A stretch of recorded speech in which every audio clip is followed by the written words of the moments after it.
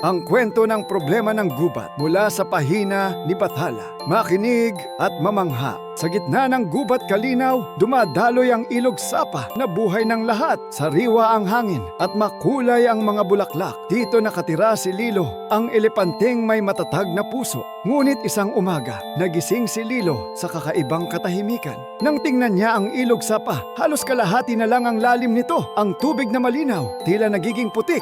Mabilis na tinawag ni Lilo ang kanyang mga kaibigan. May problema tayo. Kailangan nating malaman kung bakit natutuyo ang ating ilog. Agad namang lumapit si Tala, ang mabilis na kingfisher. Ako ang titingin sa itaas, Lilo, sigaw ni Tala. Lumipad siya ng mataas, lampas sa pinakamataas na sanga ng puno. Hanggang sa nakita niya ang pinagmumulan ng gulo. Nakita ko na may malaking bara, parang isang malaking tambak ng bato at troso na humaharang sa daloy ng tubig. Balita ni Tala nang makabalik siya. Ipinakita niya kay Liksi ang nakita niya.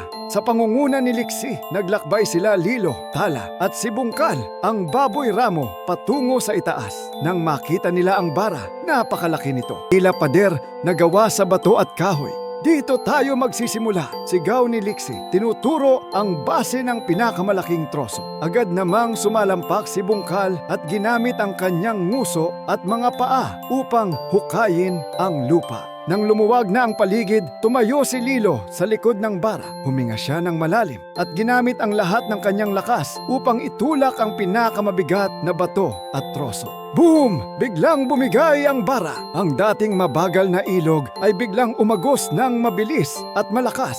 Tumalsik ang tubig at nagdiriwang si Tala. Lumilipad sa ibabaw ng muling dumadaloy na sapa. Dahil sa pagtutulungan ni Lilo, Tala, Liksi at Bungkal, muling nabuhay ang ilog sapa. Ang gubat kalinaw ay naging masigla ulit at natuto ang lahat na mas malakas sila kapag sila ay nagkakaisa. Maraming salamat sa pakikinig. Kung nagustuhan mo ang kwentong ito, huwag kalimutang i-like at mag-subscribe. Hanggang sa susunod na alamat.